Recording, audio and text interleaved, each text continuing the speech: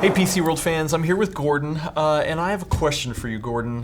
With AMD releasing its Ryzen 9 3900X, great chip, who in their right mind would want to buy Intel's Core i9 9900K, which everyone was raving about just months ago? Yeah, I was raving about it. I think the 900K is a great chip. It still can be a good chip for some people, but clearly my review, most of the reviews you've seen, Ryzen 9 3900X is the current champion in that $500 CPU price point, and you get a cool fan too. But we are going to go over some of the reasons why you might actually want a 9900K. Unfortunately, you can't have the candy without taking your medicine, and the medicine is this. A lot of benchmarks on why the 3900X is probably for most of you, but not all of you. First up, Cinebench R20. This is the new version of Maxon benchmark. Takes longer to run. Hurts Intel because their turbos don't run quite as hard if you're running longer, but it doesn't matter. It doesn't hurt AMD as much. They got 12 cores versus 8 cores. You can see basically butt whooping multi-threaded performance, single-threaded performance, where Intel is like, hey, it doesn't matter. You got more cores. We got higher clocks, but AMD's big cache, their 7 nanometer, their redesigned front end, all kinds of goodness that they put into Ryzen 3900. Single-threaded performance, slightly better for Ryzen 3900. So single-threaded performance is not there. More rendering benchmarks, multi-threaded, a lot of modeling programs, animation programs, really favor more cores. Bam, 12 cores, more than 8. Big winner, 3900X. It's pretty much like that for all of the animation modeling programs I tried when you're rendering out. Let's do something else. Adobe Premiere, we take a 4K video project, fairly short, 3-4 minutes. We export this one. This particular project is using HEVC H.265. I did not think the 12 cores of the Ryzen would win, but I don't know if it's the core count, architecture, or that big ass cache they have. But clearly, again, nice solid win for the 3900X in that Premiere export 4K to HEVC 4K, right? Big win. Photoshop, this is Puget Systems, gotta get it right, Puget Systems Photoshop CC. Basically, you run this script. End of story, winner is 3900X with PBO off. So this is Handbrake. We take a 4K, about a 10-minute video, and we convert it to H.265, HEVC. Big win, more cores, more better, more 3900X. 7-zip, compressing this generally favors memory latency. Big cache may help, and big win because 12 cores greater than 8. On the decompression side, which generally 7-zip says favors integer performance, again, more cores, more better, more performance out of that 3900X. Reality though, I want to point out, this benchmark indicates more cores is better, but when you actually run most of these, they're single threaded. They really don't run 12 or 20 or 30 instances. So, but let's get to where this really matters now. This is Cinebench. I take R20, MCE off, PBO off, and I run it from one thread to the maximum amount of threads on each CPU. As you can see on the chart, all these bars are for one thread, 2 threads, 3 threads, and you can see pretty much it's a dead tie up to about, I don't know, 5 threads. AMD starts pulling ahead, and then they really take off at about 8 threads and up. And then they really open up a can of whoop ass as you get to more cores, more threads. Obviously, yeah. Obviously, let's look at it as a percentage. This left side of the chart, typically Intel wins. 8700K against 2700X won. 9900K won. Most of the Xeons, the big core count Core i9s, they blow out those AMD chips on the left side of this chart because they've got higher clock speeds, they've got better IPC. Well, with Ryzen 3000, with Ryzen 9 3900X, they're pushing enough clocks, and they've got enough cache, and they've got this improved processor. It's damn near a dead tie with the slight margin to Ryzen, which you just don't see. I've not seen this before in the past. Typically, Intel, that's been their sort of refuge in those light thread loads. A lot of the stuff people use, Office and all this stuff, you know, high clock speeds probably are better than more core counts because you're not always using all those core counts. 3900 seems to have nullified that last refuge for Intel in application performance. It's every bit as good in light loads and much faster in those heavy loads, all those heavy high thread count loads. Okay, that's just a bunch of bad news. There are some reasons why 9900K is better. Yes, please. Let's get to those. My take is probably not as the same as others, but I do believe that 9900K has a slight edge over 3900X. Gaming is one. 5 okay. gigahertz turbo on this with a single thread, a little lower as you get to more threads. 4.6 on the 3900X, drops as you add more threads, of course. First up is Deus Ex Mankind Divided, 1920 Ultra settings, DirectX 12 with a RTX 2080 Ti, fastest GPU in town, folks.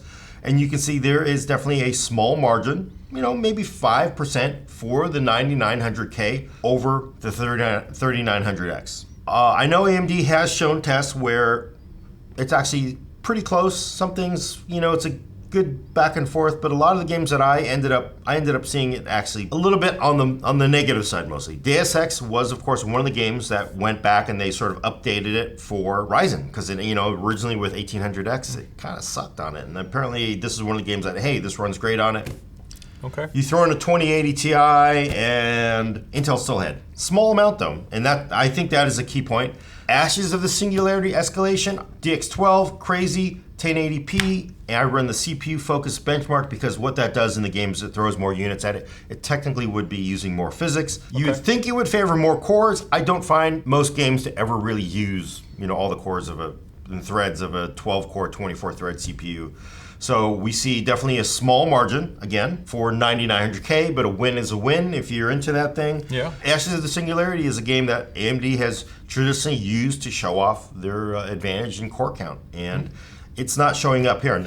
Rise of the Tomb Raider, pretty damn close. Now this is probably, you'd call it a tie mostly, but most of the runs, this averages out to being a slight win for Intel, 186 versus 182. It's a tie for the most part, but people see that little bit of breathing room right between those two bars, and they go say, hey, 9900K wins. If this one crossed the finish line first, it wins, folks. Yeah. I would say it's a tie, but hey, Rainbow Six Siege, very popular kind of esportsy game. Yeah. 19x10, ultra settings, RTX 2080 Ti. You can see a decent 5% margin for 9900K. Yeah. Right? Again, winner slightly. Counter-Strike Go, 19x10 high. There's actually an FPS benchmark you can run. It's an add-on. It's one of the add-on maps. I didn't bother to run this with a 2080 Ti because it's just silly, right? This is run on the GTX 1080 Founders Edition. 370 frames a second versus 355. Yeah, it's just silly. 9900K, better. If you want to say, yeah, 900K is better in gaming, yeah, it is better in gaming. I don't necessarily think it's going to matter that much, but if you're into that, you got to have that best in gaming. You need the highest frame rates. You actually play some of these games at lower settings. If you do play esports settings at, say, 1080p, and then you set textures lower and you set a lot of the game settings lower, because people really want to see 300 to 400 frames a second because they're playing on a 240 hertz panel. 900K is still going to be a better CPU for that. One thing I do want to add, though, is once you clock it up to higher resolutions, it kind of falls apart. And of course, there are some things where 9900K will win. Far Cry 5, this is at 19x10. Ultra settings, 2080 Ti, again, reference card. Big wins for 9900K. I mean, what is that, like 10% there? 10, yeah, 15%. That's the biggest win It's so about far. 15% faster in Far Cry 5. AMD says, hey, Far Cry 5 just doesn't run good on us, basically. And I suspect you are going to see a lot of games that might actually just simply run better on Intel still. They may also have the advantage of higher clocks at, say, 3 or 4 threads or 6 threads or 8 threads that they're using. They may run at a slightly higher clock than the Ryzen, and they may still be optimized for Intel architecture because Intel has been the only game in town for a long, long time. Overall, though, I didn't see 3900X come out ahead of 900K in any games. Pretty much tied. So Interesting. Yeah, if you want to shave it that way, it's a win. I say, yeah, it's, I'm being very cautious here because I do think if you're playing at 1440p, you turn it more into a GPU load, your GPU is a bottleneck, even with the mighty 2080 Ti. And it gets so close, you're not really losing anything. So, Okay. But yeah, if you had to declare a winner, single-threaded, Ryzen. If you had to declare a winner in multi-threaded, Ryzen. Gaming, if you had to declare a winner, smaller win for Intel, but definitely a win for Intel in gaming. But that Ryzen is not that far behind it, is what I would say. That's pretty close. There's other things though that really is the big factor for Intel, and people got to remember this. Things love Intel architecture.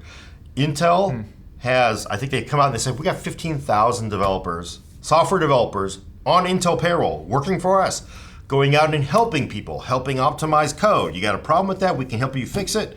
They're going to fix it for themselves. They're not going to fix it for somebody else. Don't call it unfair. They're not paying people to travel to places, pay for their hotel so they can help their competitors. They're paying them to help themselves. So you're going to see this everywhere. Good example here is like, look at WinRAR. It just simply doesn't like AMD. It hasn't liked AMD for a long time. Who knows RAR Labs ever going to fix that? Is this a result of Intel's 15,000 developers out there helping people? I don't know, but you're going to see a lot of these things where suddenly you're like, wow, Ryzen's super fast, and then suddenly like, why is it slower than Core? I think there's going to be a lot more cases of that than people expect. Interesting. And also, the other refuge for 9900K, QuickSync.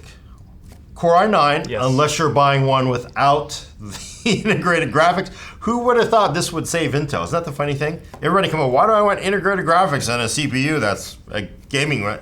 Well, you know what? You want integrated graphics with your Intel CPU because check this out. You saw this chart earlier. This is Handbrake, exact same load. We took the same file, we converted it to H.264, but rather than use the CPU to do the encoding, we use the onboard QuickSync.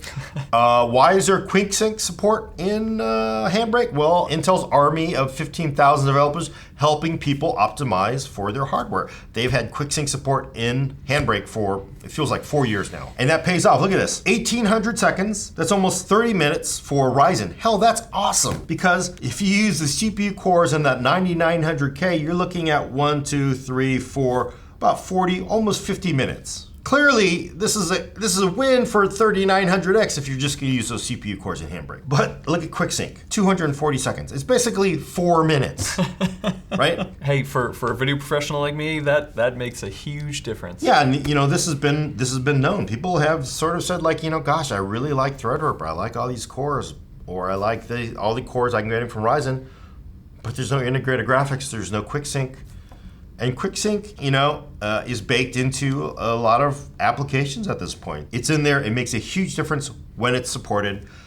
And I'll tell you, it's taken years and years and years of work by Intel and its army of 15,000 developers to get that support in the software. So I wouldn't sell it short, and you can see the direct result there. So if you are doing something and you are going to use QuickSync, you're going to want Intel. You're not going to want the faster 3900X for that. Okay. So benchmarks are all well and good, Gordon, but are there any other advantages you can think of that you would want to choose the 9900K over the 3900X? You know, it's actually pretty even. Back in the old days, AMD had a big advantage in lower cost motherboards. Intel motherboards, Ryzen motherboards, especially if you want the fancy new X570, are pretty even, and X570 takes it to a new level. I don't think there's really an infrastructure advantage between coolers and RAM and motherboards. I'd say they're on fairly even ground. Okay. Well, one advantage, of course, you have to give AMD is PCIe 4, right? PCIe Gen 4 versus PCIe Gen 3, double the bandwidth of PCIe Gen 3. For the most part, it's not making that much of a difference on consumer applications. For the GPU. There may be some on content creation, especially dealing with 8K, multiple 8K streams. Yeah. AMD has demonstrated that. But mostly you would want PCIe 4 because you have more freeway lanes on your packed LA freeway at rush hour. Ryzen just simply has more bandwidth available to all the peripherals than 9900K does because it's got PCIe 4, and there are PCIe 4 SSDs now. Rest of the infrastructure, pretty even. Cost advantage, you don't get a cooler here, but you do get this really cool box. That is a really cool I will box. keep this box. This is cardboard. It's not cool like Threadripper. It's okay, but it's not cool like this. This is a cool box. I would keep this. Maybe an advantage is Intel's more mature. People still trust the brand. Hey, nobody ever got fired for buying Intel, right? We hear that all the time. I don't know what to really make of that. I can't put any weight on that. I really feel they're mostly on equal ground. Otherwise, everybody would be screaming about things not working on Ryzen. But people just like, it's a brand that you know. Like, for me, I can't trust Hyundai. Sorry, Hyundai. I remember 1980s Hyundai, and it's really hard to come back from that. So for some people like, oh, I remember FX. Oh, the Phenom. There's a lot of people out there. There's a lot of people that were just not, that really turned off AMD for them for a long time, even after the spectacular success of Athlon 64 and the original Athlons. So for those people, Intel is just a warm, fuzzy, safe place you can be, right? Yeah. That's a plus in theirs.